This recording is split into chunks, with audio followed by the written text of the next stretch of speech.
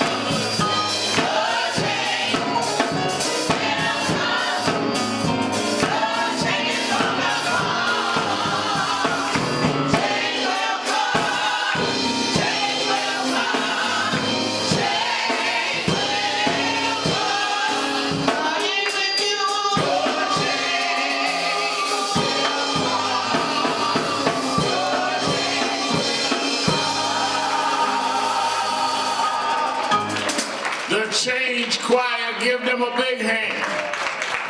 Give them a big hand. Certainly we're happy to be with you another Saturday morning. For you that are here at the House of Justice, 106 West 145th Street in the village of Harlem. And you that are listening live on 1190 WLIB AM in New York.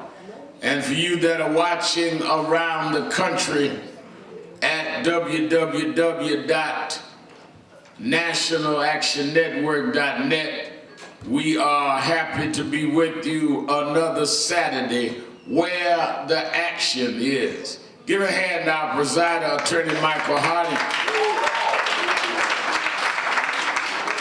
and our musical director, Brother Pravon Neal. Let me say, as I was listening to the first part, the first hour, and I really want y'all to take seriously when you hear Lord Dardell talk about our tech lab. The MAN lab that we do in partnership with Spectrum is kicking off. Lord is helping to start kicking that off as he has headed up the whole building edifice that has come in Newark, New Jersey, under the leadership and vision of Reverend Steffi Bartley, our New Jersey director. Give Reverend Bartley a hand. we need to really take seriously this digital divide that Lord was talking about. And if folk don't know what the digital divide is, it's because you on the wrong side of it. I heard him talk about digital divide and talk about how we're fighting to deal with it. Somebody where I was said, what's the digital divide? That's the problem. We are not computer and technologically literate, and our children cannot survive in the coming world and the coming age unless they have that. Folks, everything they do now is by technology. When I get up in the morning, I get up 5 o'clock every morning. First hour, I read all of the websites, then I go to the newspaper. Some of y'all older folk only read the newspaper. There's more stuff and more news on the internet than in the newspaper. And they flash new news all day. Some of you won't catch up, but your children can't make it unless they're computer literate. So when they start training again on the 24th of February, you need to get into training. And as we build these sessions here, we've got the whole 2 rooms in the back full of labs doing with this with Spectrum. You need to be part of it. And what Stephanie Bartley has done in terms of the National Action Network in New Jersey, the building that we opened there that he's partnered with Panasonic, is bringing the movement into the 21st century. Because you can't, it's like in the beginning of the 20th century, they developed black newspapers.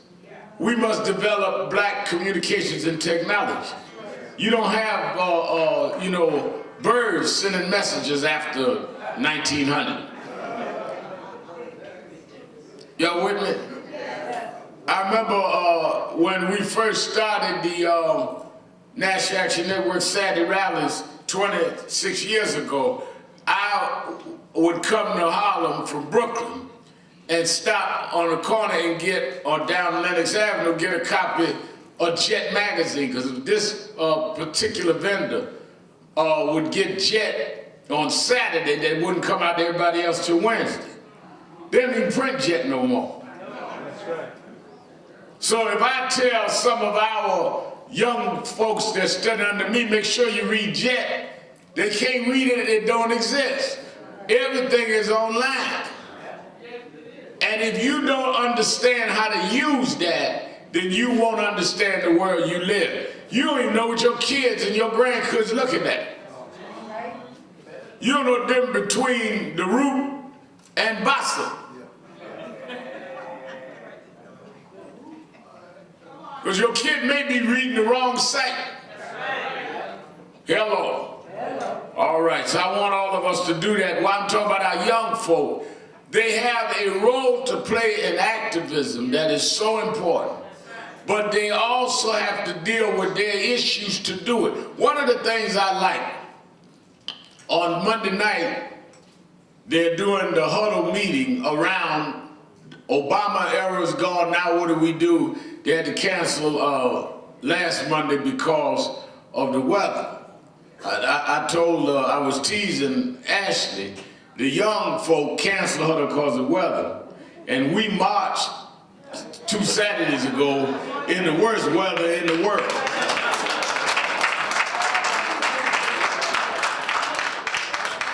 I mean, we had over 7,000 people. We know how much we had because we brought them by bus and I got the metro ticket. And we on icy snow and freezing temperature, under 30 degrees, we marched. Y'all got a heated House of Justice and say, oh no, we'll wait till next week.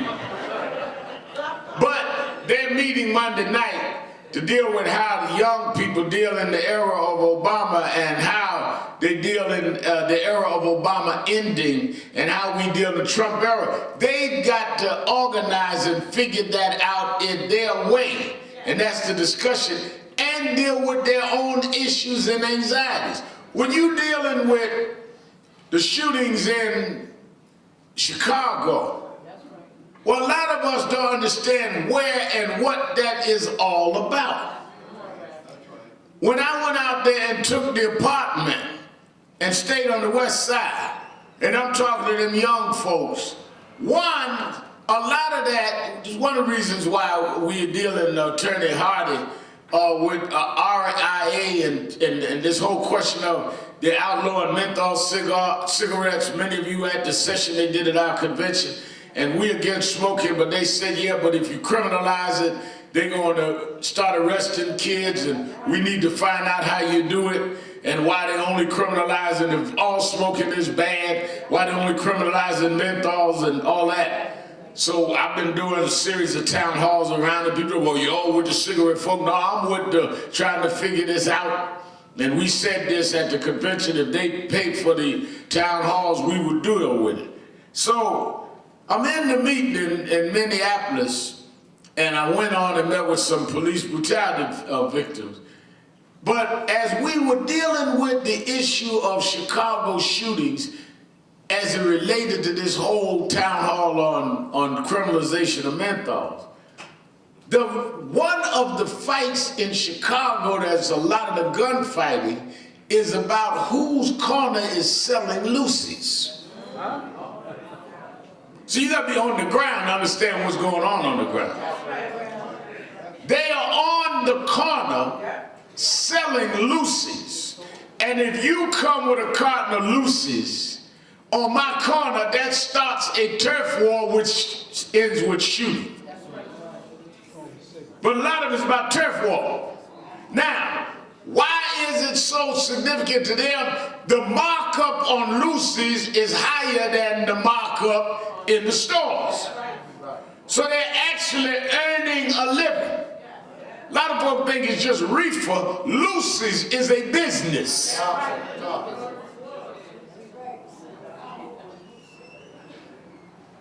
Sister Aisha said 200-300%. I don't know how she know the markup, but she got it down. Me and Attorney Hardy got to meet with you after. So I want y'all to support Huddle on Monday nights at 7 as we build our young people. They run the whole Huddle. They do the discussion. I don't even come. It's about not, as we build this movement, well, one of the things that I was always committed to is you got to build a long-term, long-standing institution in movement. Well, let me give you an example. Yesterday and Thursday and Friday, we had, I had breakfast with Rev. Jesse Jackson, one of my mentors. And we got some things we're doing around and plans we got with and for him. Attorney Hardy had breakfast with us on yesterday. One of the things that he and I talked about, a lot of people get confused. There is a difference between fads and movements. Fad is, this is what's hip right now. Movement is what's sustained over a period of time. If you just want to go through something, join a fad. If you want to sustain yourself, you need to join a movement. This week we celebrated birthday of Stephen Marshall. Stand up, give Stephen a hand. Now, Stephen came and joined us when he was a little boy. There have been many fads, many jumpstart moves. Big, small, huge, not huge, since he joined us. But the reason that he has grown into a leadership position is he joined the movement. 20 years ago, I ran for mayor, 20 years ago, 97. That year, Rev. Jackson started Wall Street Project. The guys I ran against are mostly gone out of public life. Stephen's still here. I met a kid, I went to Brooklyn College. I met a kid at Brooklyn College, head of the Black Student Union when I was running for mayor. He told me that he wanted me to come and speak to the Black Student Union because they knew I went to the school. That's 20 years ago. 20 years later, he's the head of our region, Minister Kirsten Ford. Never stopped. You judge long-distance runners differently than you do sprinters. So I sit back, people ask me, what do you think about this? What do you think about that? I'm not old enough now where I say, well, let's see where it goes. Because I done seen a whole lot of stuff. They make big flashes in the pan, but gone after that. Those that pass the test of time is the ones you invest your time with. Those that flash in the pan, all things are all men, I'd rather have 10 folk that's committed in the long haul than to have 100 folk that I got to keep pulling tricks, rabbits out my hat to keep their attention because they really ain't involved in movement, they just being sensationalized. Tuesday, I'll be celebrating 11 years I've been on the radio every day, 5 days a week, 11 years. This August, I've been on MSNBC 6 years, 4 years every night, 2 years every Sunday. I believe in long distance stuff. That's why I tell a lot of young folk, don't get with me if you ain't gonna stay, because I've only been in Operation Breadbasket, National Youth Movement, UAM, and National Action Network in my life. 4 things, 60 years. Some of y'all in 4 things a year. Everything jump up, you with it. Because you're operating somewhere intention now. I'm not saying they ain't sincere, but they operate on emotion rather than strategy. Right here this morning on this stage, you have the mother of Amadou Diallo, Miss Kadiatou Diallo, give her a hand. Mother of Muhammad Ba on the stage, give her a hand. Mother of Eric Garner, Gwen Carr, give her a hand.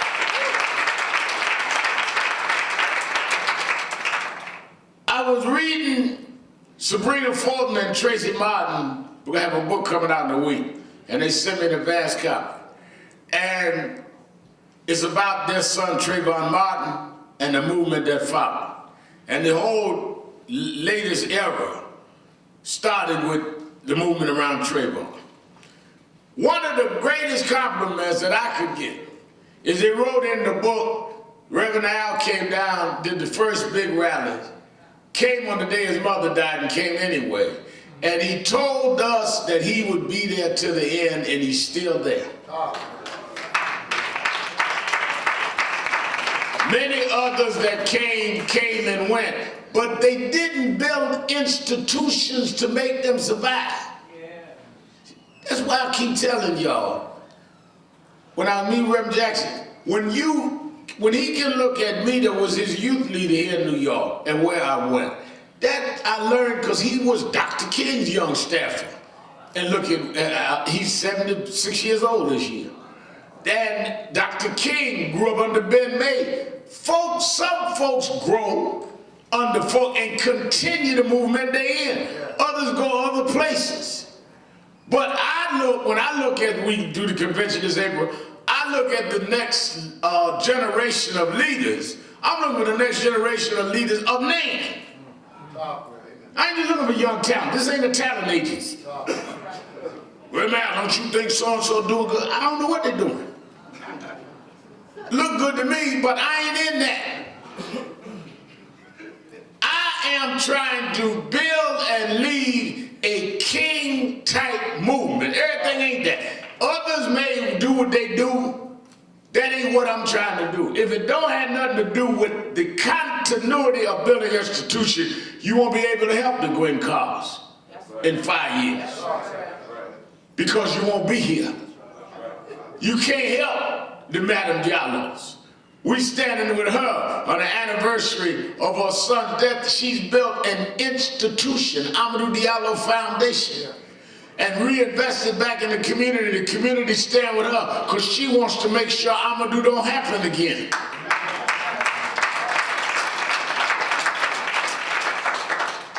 There is a difference between a movement and a fan club.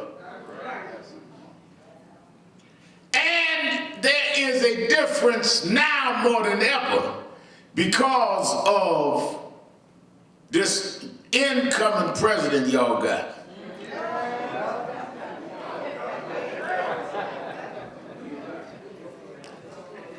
Let me, before I get into him, let me also say, Reverend K.W. Toulis, that leads our Western region, who runs our office in Los Angeles. I want to congratulate him and others, and Stephen Marshall and Foy and all of us last year marched on the Oscars. I went out to Hollywood, led the march there with Reverend Toulis, Stephen and Foy and them marched here at ABC. No black films, no black actors and actresses for the top nominations. This year, 7 blacks nominated for the top.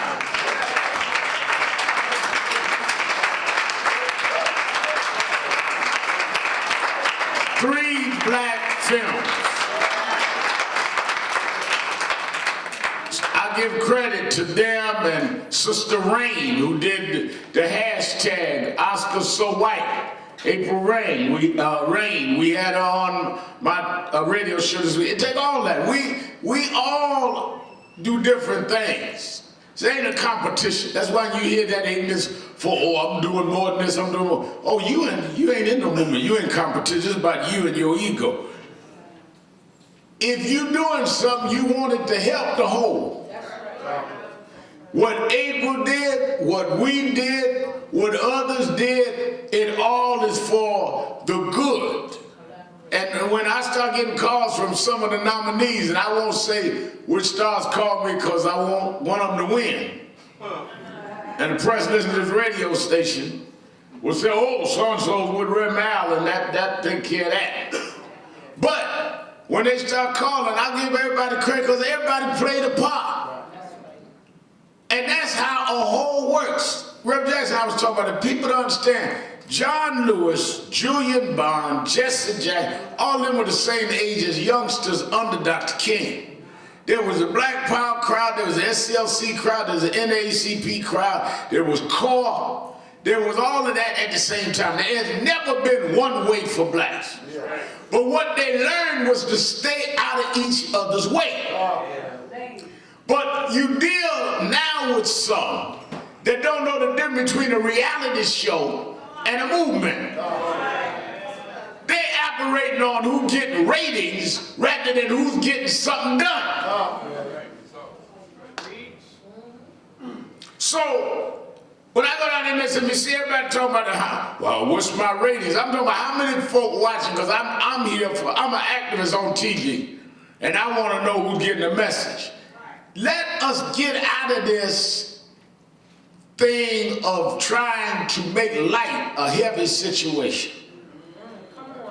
And that's why we could help penetrate the Academy, because we stayed on it, the Academy Awards. Now, let me tell y'all why I'm talking about this sustainable. What Rev. Dr., because you know I know us. What he's trying to get to. 8 years ago, when Obama was elected president, they started rallying the Tea Party. Y'all with me so far? Yes, sir. everywhere they started having these tea parties. They started with rallies and marches against the Affordable Care Act, which they started the phrase Obamacare. Don't act like Obama started that. They did. Because they knew if they put Obama's name to it, that a lot of people, particularly racist, would not want it because it was named after this black man. Not everybody, but some were against it just because it was named Obamacare. Well, how do you know, Reverend? Well, they took a poll and they asked people, are y'all for people being covered with pre-existing conditions? Yes. Are y'all for youngsters that stay in their parents' house till they're 26 years old being covered by their parents? Yes. Are y'all for Obamacare? No.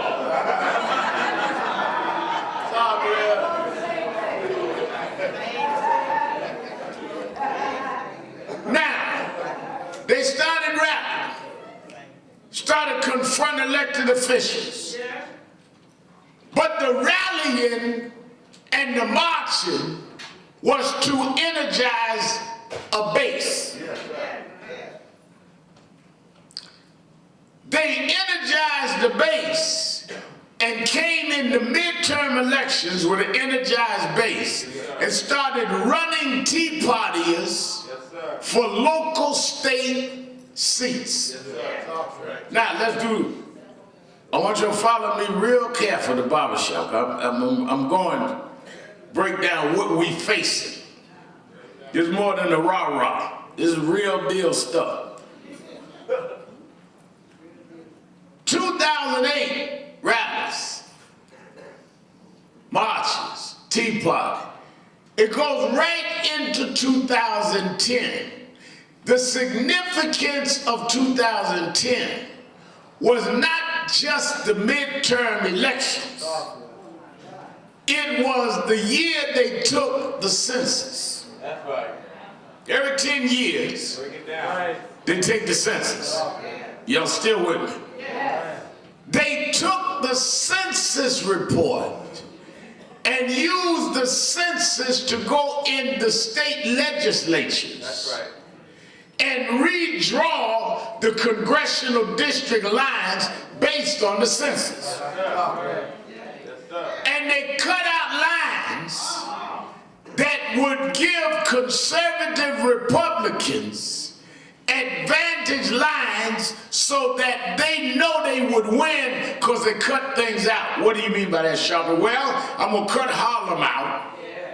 I'm going to cut East Harlem out, and I'm only going to have this part in because those folk will keep voting for me. That's what you do in the census years. So they went from the Tea Party and in the running the Tea Partiers, took the state legislatures, redrew the lines.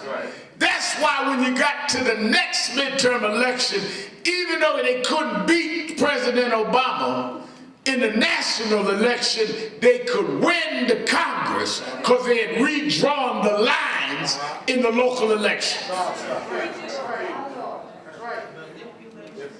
So if we can't cut off his head, we kneecap him. So from the midterm elections on, he did not have a majority of Congress and could do little or nothing, couldn't even at the end confirm his Supreme Court nominee. Because they went from rally and flashing to transforming into an organization. That's why everybody, when we were down there in front of Trump International and at all the marches and all, Michael Moore and all of us telling people to join an organization. And we want something new. Anybody been in this tell you, go join something that's going to last something, because this is going to be a long fight. Yes, sir. When I was a little boy, it was going to be a shower. My mother said it's going to be a shower, be careful. But if they say it's going to be a storm, she said you better get your rubbers, your umbrella, and all that. Because this ain't going to be over in a flash. I'm telling you that storms need folk that can last past a a shower. This ain't no shower, y'all. Y'all looking at Trump tweeting and all of this stuff. I want you to understand this is deeper than that. They took the Congress, redrew the lines, increased their majority of the Congress, because the lines are drawn. They got gerrymandered seats. So they sit there and say, okay, now that we got the districts cut the way we want, we don't care what they do. We have got this locked down. That's why when Kirsten was trying to deal with the state legislators here, Klein and all of them, is you are in a precarious situation. So, midterm come again. They increase the majority. Obama run against Romney, wins national, lose more of the congressional seats. Now they say, let's go for the top. Trump came as a result of that long-term movement. Trump didn't just tweet his way into the White House. It was rally, it was march, it was state legislature, it was census, it was redraw the line, it was win the Congress, win the Senate, now take the White House. Yes, sir. That's what they did. Yes, sir. Yes, sir. Yes, sir. The only way we're going to salvage voting rights, salvage criminal justice reform, salvage police reform, the only way we're going to salvage health care is we got to be able to lock in and counter these districts, these state legislative seats, and build a movement. Y'all talking about who will run in 2020. We need to be dealing with the census and the state seats.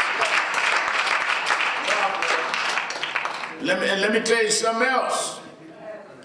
They're not going to put money into the census in 20 because they don't want you to count, because that's how they end. And if we don't, they're going to stay in power for the rest of Hardy's life.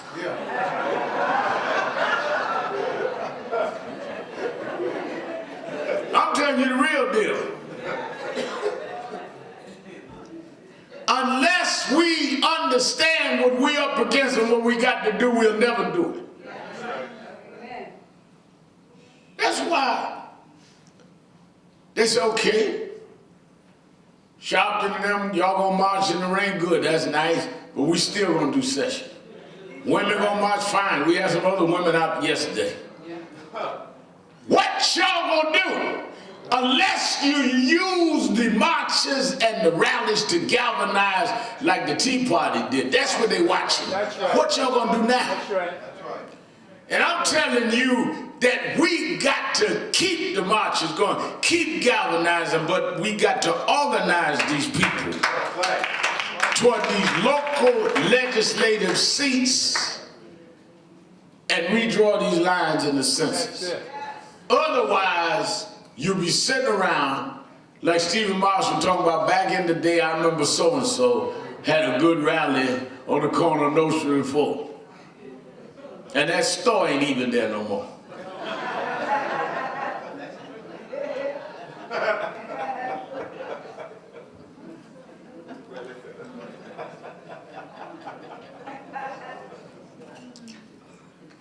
Trump is the result of a long-term plan.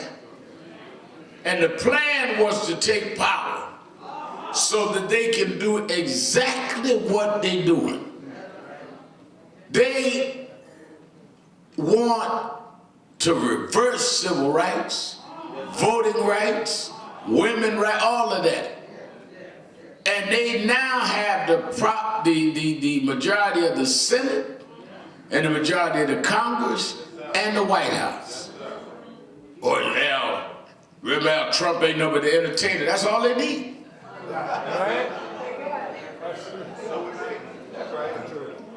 Because he's exactly what they want. That's right. Why you say that? Because he entertain, change the script. So you get out there and make a point here, he do a tweet, change the whole story.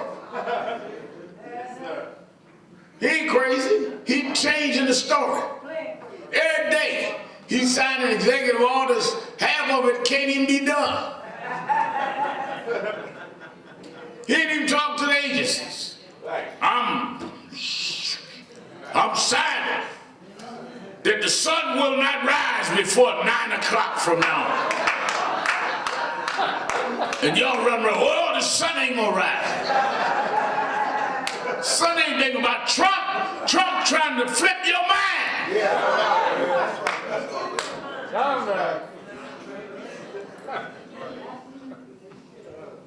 Women want their rights. I'm tweeting about y'all lied about how many people at my inauguration. Ain't nobody been talking about your inauguration. But all of that is to get your mind somewhere else. How you gonna sit up there and let somebody argue with you about what you looking at? He got you talking so long that you blinking your eyes saying, well, maybe one more people. Wasn't nobody there, you know that.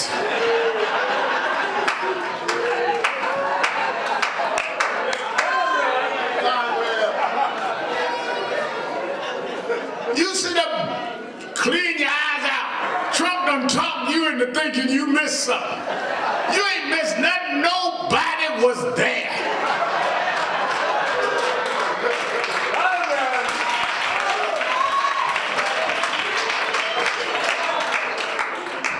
Quit letting him flip the script and let's get to work in the trenches.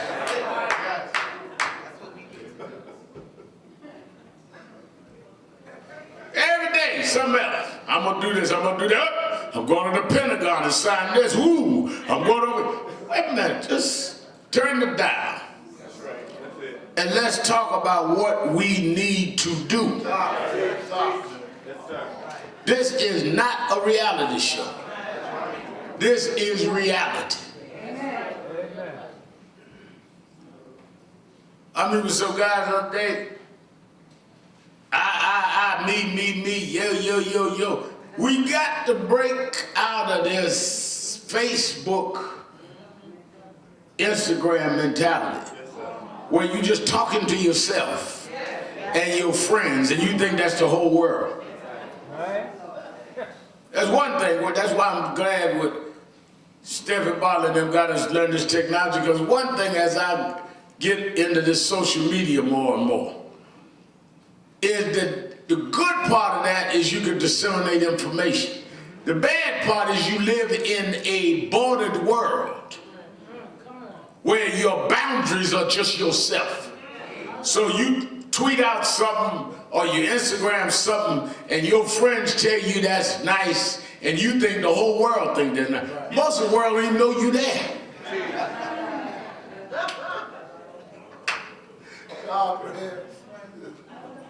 I sent out this message today.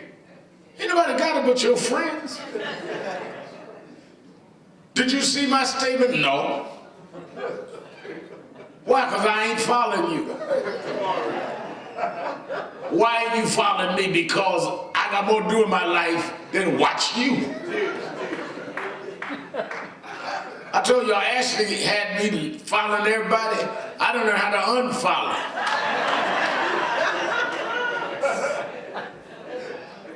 Because most of that foolishness, I don't even want in my mind. That's right. That's right. You be sitting up there getting mad, getting all up in folk business. I don't care about your business. I tell you what, unfollow me.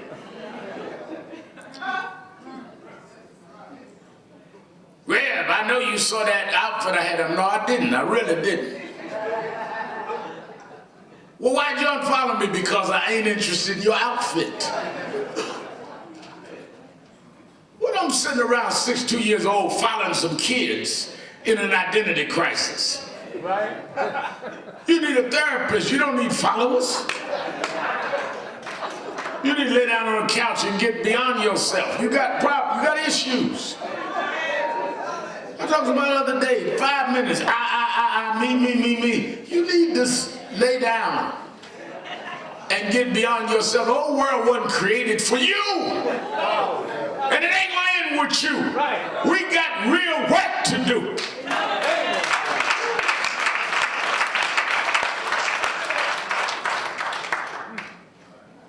Donald Trump put out this week, part of this flipping the script, 3 to 4 million illegal immigrants voted. That's why I lost the popular vote. And y'all reacting to that. I'm gonna deal with this on the TV show in the morning. First of all, step back a minute. That's what I'm telling you, this is all a game of distraction. They had a movie out years ago in the 80s called Fatal Attraction, where this woman went crazy. Man was attracted to her and it ended up a fatal attraction. We are in the politics of fatal distraction. You keep getting distracted, you're gonna get hurt out here by this administration. Because while you're distracted, looking for 3 or 4 million illegal immigrants voting, they're gonna take away your health care, your voting rights, and everything else. He's gonna stack the Supreme Court while you are fatally distracted. Yes, sir. Yes, sir. First of all, they put new voting laws in 17 states. Am I right? Right. You got to have government photo ID to vote, right? Texas, one of the border states to Mexico, Texas has government photo ID. Cut down on early voting days, right? North Carolina, Texas, all around, 17 states. Alabama, they made a strict law. I'm in Huntsville, Alabama tomorrow. They made strict voting law there. There were, in the 10 counties that were dominated by blacks are the majority of the counties. In 8 of the counties, they closed the Department of Motor Vehicles, which is where the blacks could go to get their government ID. So if you didn't have your driver's license or if it expired, you could even go get the government photo ID in Alabama in 8 of the 10 black populated counties. All right? So hundreds of thousands of people, they estimate, may not have been able to vote because of the new voter ID law. Well, then explain to me, if we couldn't vote, turn it hard, because we didn't have the government photo ID, how 3 or 4 million Mexicans could get here and get government photo ID?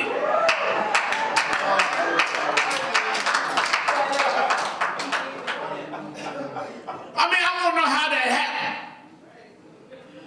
We here couldn't vote unless we had government photo ID. But you're going to tell me somebody come across the border and got government photo ID and you let them vote? How did they vote? Because they didn't exist.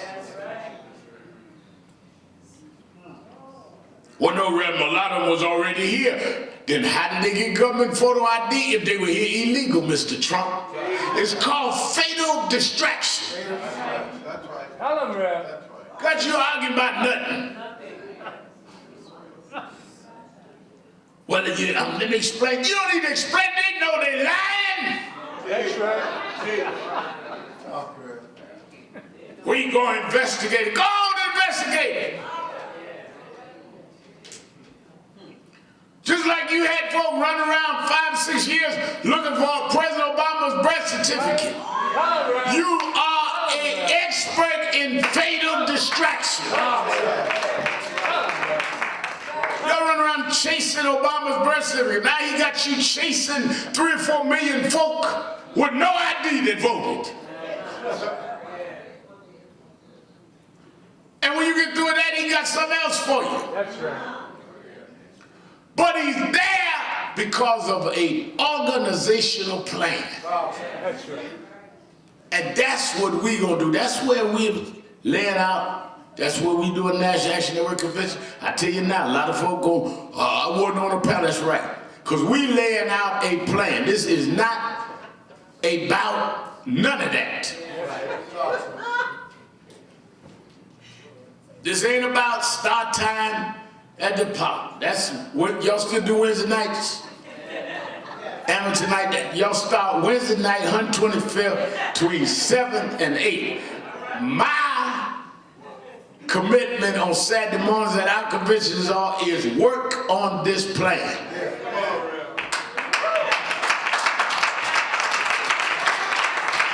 Why? Because everything that we have fought for is at risk. I joined the movement when I was 12 years old. I've been doing this all my life. Everything that we have fought and maintained is at risk. So I ain't got no time for your therapy.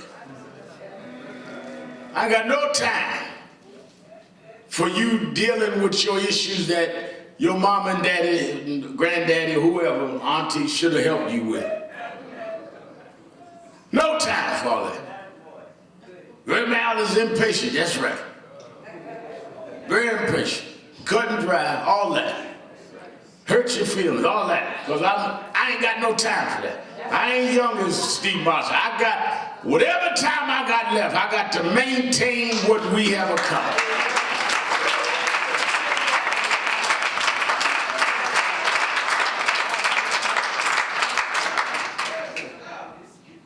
I told Rev. Jackson, told Michael Harder, that the time we got left, Rev. Jackson be 76, I'll be 63, time we got left, we cannot leave the legacy that we did not maintain, we built.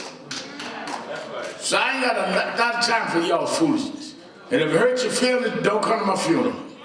I promise, I'll lay up there and act like you did, no matter to me.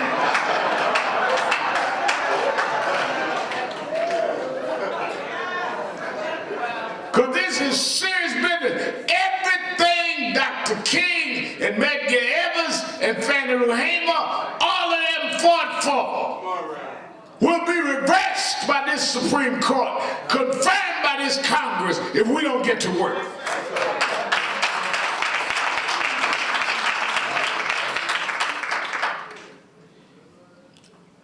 He banning folk based on their religion. Tell you something. The danger of once you can make people comfortable with banning people based on who they are, it ain't gonna be long before they slide it over to you.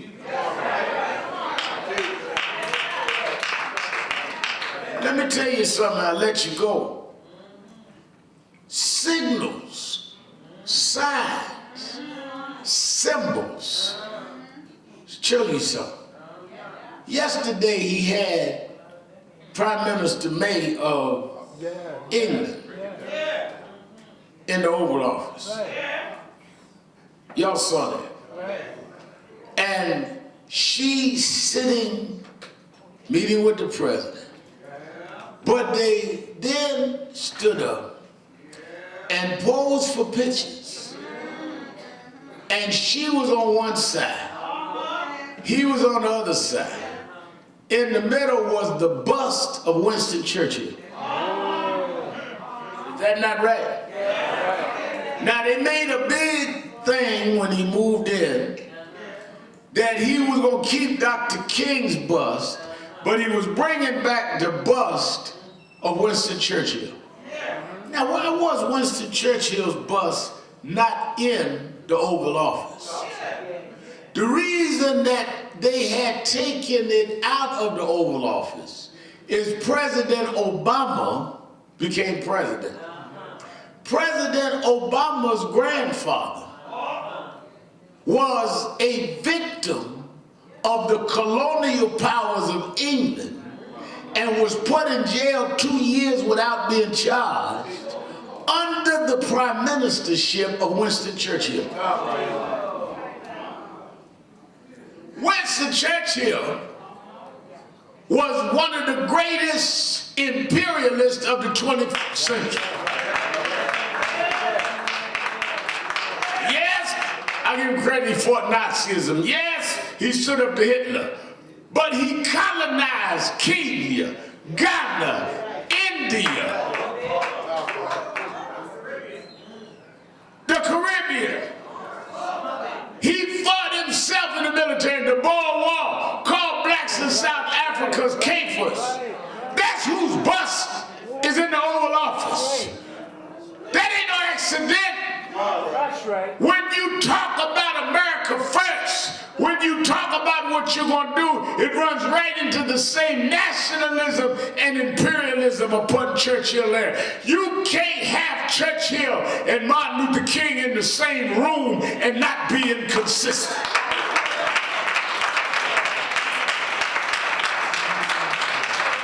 Martin Luther King was a student and disciple of Mahatma Gandhi. That's right. That's right. Churchill oppressed and colonized Gandhi. That's right. Right. Break it down. Right. Break it down. Oh. Break it down. Rev. Gandhi fought Churchill. That's right. Huh. We ought to talk about the insult of putting that bust in that 1999 when I went Guinea with Ms. Diallo. All over Africa was exploited and cut up by imperialists. That's right. Rev.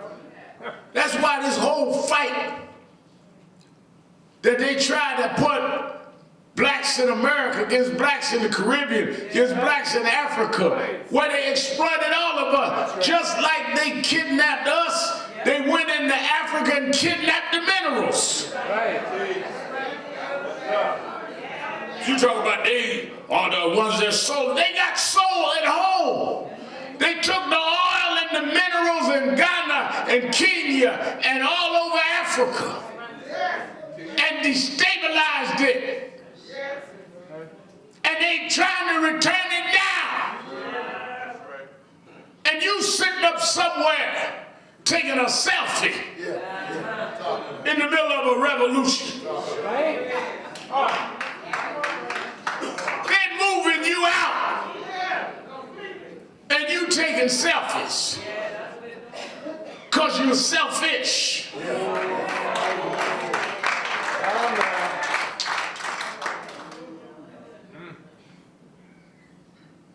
Am I on the program? Why? You ain't got nothing to say.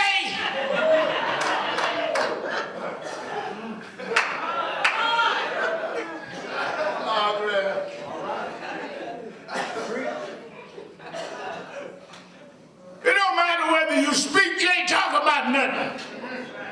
Because you ain't really analyzing how we got here. Many of y'all remember years ago, we went to Washington, our King Weekend March, and we couldn't get the Lincoln Memorial. Why? Because Glenn Beck had it rallying the Teapot. That's right. I'm telling you, they went from the rallies into the legislatures, into the lines, into the midterm elections, into the Congress, into the White House. That's why they're looking at what we do now. They rallied. Glenn Beck had tens of thousands of people. That's right. But they went and took communication. That's why I'm on radio and TV. They took communication. That's right. So they can talk to their folk and turn them rallies into political power. Right. And they got you running around. The lady called me the other day. I don't care what they say. I would not call Trump my president. You can call him what you want. He gonna sign them bills. Right. You don't care what you call him. You think you hurt his feelings? He just blocked 7 nations Right. of folk coming in the country. They got 2 folk out at Kennedy Airport right now that they won't let through customs. Because Trump put an order down and they're going to go and vet them before they let them in. One used to work for the U.S. government. Won't let him in the country. You run around talking about Trump ain't your president. Was somebody in charge? Yes, sir.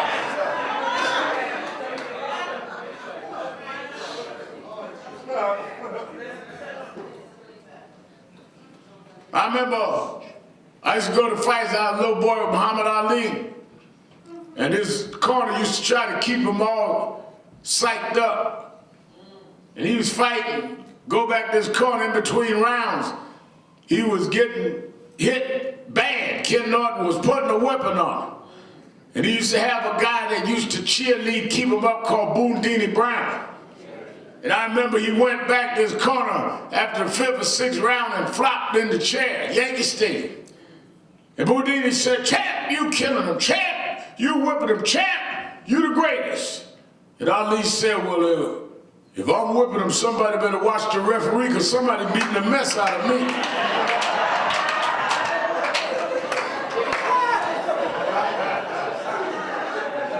So if Trump ain't your president, somebody beat the mess out of us.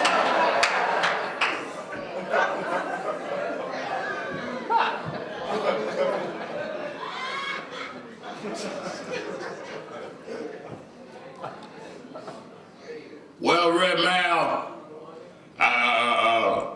some of us now, I had this discussion this morning. Well, I ain't with Trump, but I'm with him with them refugees.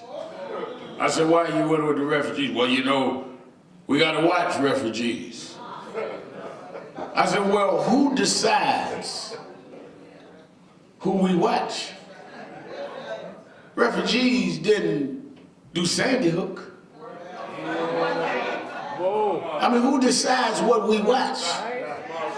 Tell him, man. Refugees didn't do them little kids at the school in Connecticut. Refugees didn't go in a theater out in the West and just shoot up people. Who determines who we watch? The 7 countries that he's banning, the folk that did terrorism, none of them come from any of those 7 countries. Fatal distraction. Oh, I'm gonna ban Muslims from these countries, but I'm gonna give special privilege and preference and priority to Syrian Christians. So how you gonna do that, Trump? You gonna have Bible class now at the customs to see if a Syrian's a Christian or Muslim? How are we gonna determine that? We gonna serve communion? I mean, what are we gonna do? If you got a Syrian, how do you know the Christian from the Muslim? Fatal distraction. Just talking. And you following the gap while they are turning around everything that we got done in the last 50 years. Because that's the goal. Let him entertain y'all. Let him bluster. While we undo what King and undo what other movements have done. That's the goal. Well, Rev. You got to admit, though, about these refugees. Well, no, I can't. Oh, there you go with that civil rights stuff. No, it ain't just my civil rights stuff, Reverend Bartley. It's my religion. Yes, sir. So what do you mean it's your religion? When I was a little boy in Sunday school, they taught me that Herod, who was a Jew, had ordered the killing of the newborn male Jew. Because Herod was put in charge as the custodian for the Roman Empire. Right? They always use one of your own kind to keep you in line for the outside occupied power. Why do they do that? Because they know that they don't know you. They don't know the nuances. They don't know what it means when you cut your eyes. They don't know when you twist your mouth. But if we got an overseer that knows your culture and knows your habits and your nuances and went to the same schools you do, he will be able to keep control because he will see the potential troublemakers. I can have a conversation with Dominique and Ashley and know who don't agree with what I'm saying, even if they don't say nothing. Hardly be in the room and don't know. You know your own. Yes, sir. And I'll break up the conversation and say, oh, what's wrong with that? I didn't say nothing. I know you didn't say nothing. You ain't got to say nothing. That's who Herod was. And Herod was killing the newborn male Jews for the Romans. It was in that environment that God sent his son. Reason I ain't worried about where we are now is only in the midst of the greatest affliction that God will send his son. And his son born in Bethlehem. Mama going to pay taxes and register with Joseph. And as they were killing the children, they had to flee to Egypt. Is that not the book? Reason why I know that Jesus had melanin is he couldn't have hid in Egypt unless he looked like the folk in Egypt.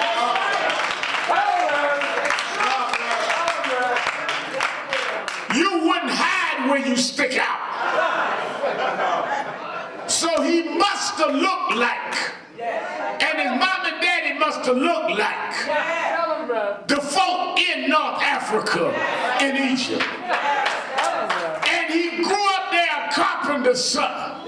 So Mr. Trump, the reason I can't go with you on the refugee question is I served and was saved by a refugee. His name was Jesus. If Jesus was a refugee, I can't be for a refugee policy.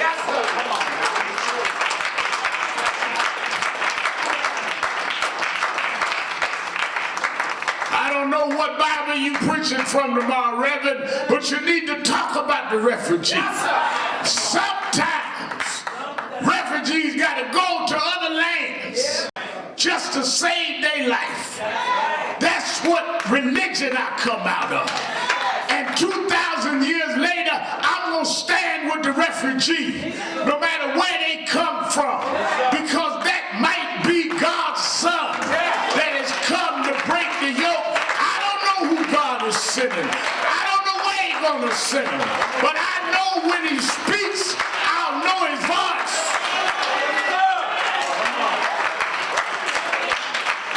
We're in a world of confusion. We're in a world of disarray. Speak, Lord. I want to hear your voice. And I can't choose the mouth you speak through. But I know you when you speak. Because you brought me through the muck and the mire. I know you when you speak. Because I was down and you lifted me. I know you when you speak. Because I was sick and you healed my body. Speak, Lord. Speak, Lord. Speak, Lord. Everybody singing. Everybody singing. Everybody singing.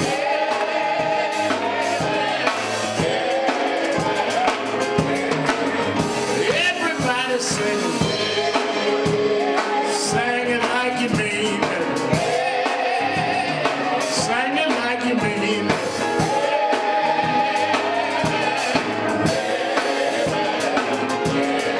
We want justice. Got to have justice. We want justice.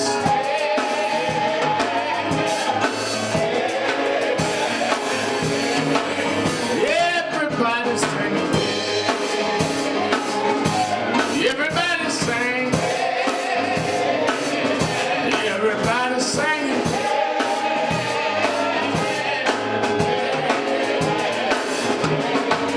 I'm gonna open the doors of the movement. There may be someone today, hears our rallies on the radio, sees our activities on the television, but never became an active part of National Action Network. if you're here today and never joined the organization, I want you to just come down to me and let me sign you up this morning. We got a long fight, and we need some more fighters. If you're here today and not a member of National Action Network, won't you come? Come on. Everybody's singing. Everybody's singing. Everybody's singing.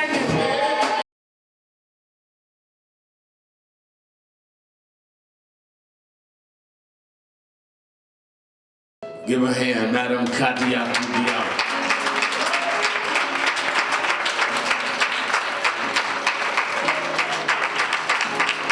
Thank you so much. Thank you.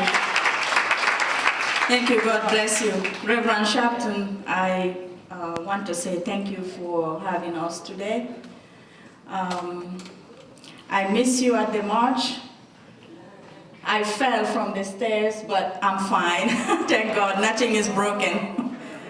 And also, you know, I have my older mom who had surgery, but things are okay.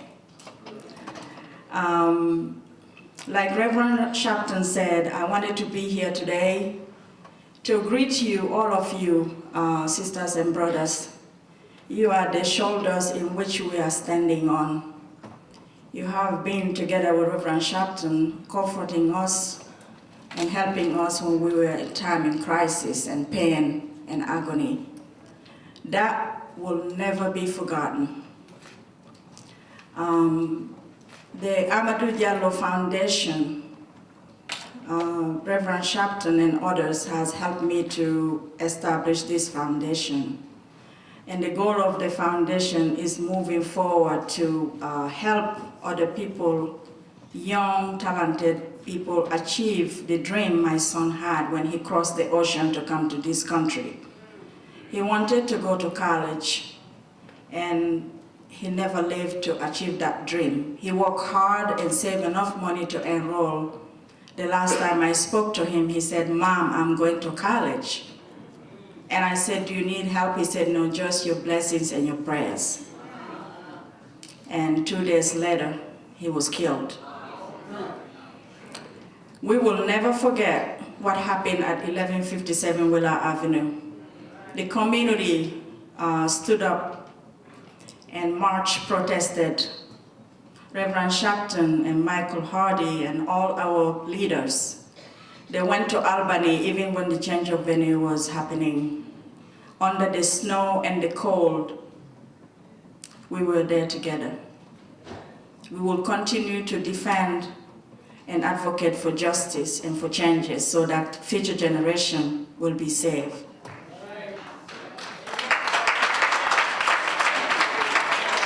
Along the way, I met many families. In fact, I'm here with Hawa Ba, the mother of Mohammed Ba, who continued to seek justice for Mohammed Ba.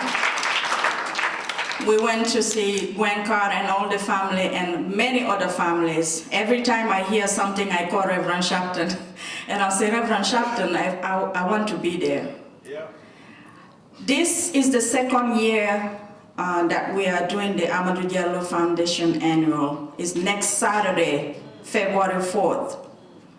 We are going to do a dinner in Harlem here at the Alhambra. For those of you who want to have information, it's on the amadoudiallo.org. I welcome all of you, all your support to make that happen. Last year, you were all there. Reverend Sharpton came and other elected officials. Many people came to support us and all the families. We are grateful that we can continue to build on Amadou Diallo's legacy.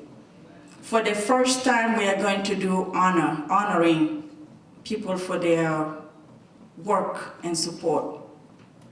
Reverend Sharpton is our honoree.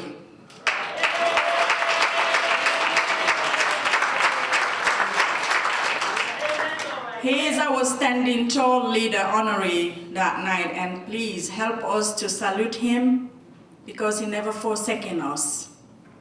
And he continued to help families around the country, around the world. So we will honor him. We'll honor Mayor Dinkins, the first black mayor in New York City. And we will honor Congressman Rangel, who was the first to be chairman of the Ways and Means Committee of Black African American. I wanted, honestly, to do so many awards because I want to honor all of you, but I think that you will agree with me that these three people represent for us. And today, another gifted artist has repainted the wall that was done for Amadou in Willa Avenue. At 12 o'clock, we will unveil that mural. And please, if you can make it there, it's fine. Otherwise, you know, I need your prayers and blessings. I will be there whenever Reverend Sharpton calls because everything is two-way. But I live out of New York City. That's why you don't see me all the time. But I will be here when I can. Thank you so much. Please log on and support us.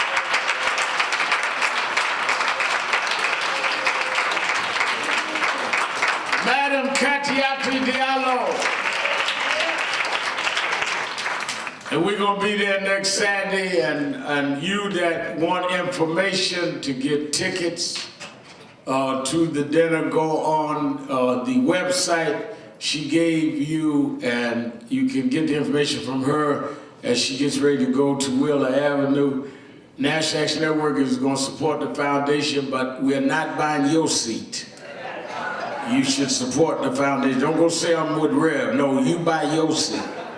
What we give is for her, not to pay for no seats.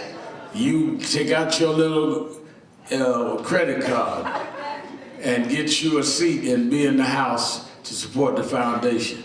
All right, let us stand. Oh, man. Sing grace. How sweet the sound.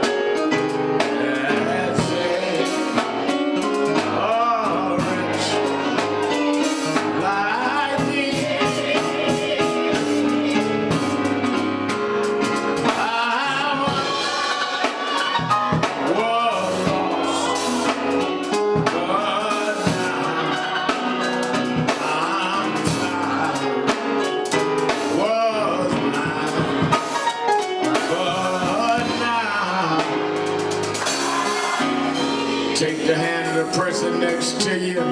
Repeat after me. We're an African people. Robbed of our homeland.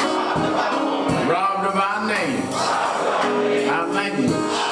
Our families. Our self-respect. But we shall rise. Never to fall again. Up, you mighty race. We can accomplish what we will. No justice, no peace. No justice, no peace. No justice, no peace. Shake hands with the one you hold and shake my hand before you leave.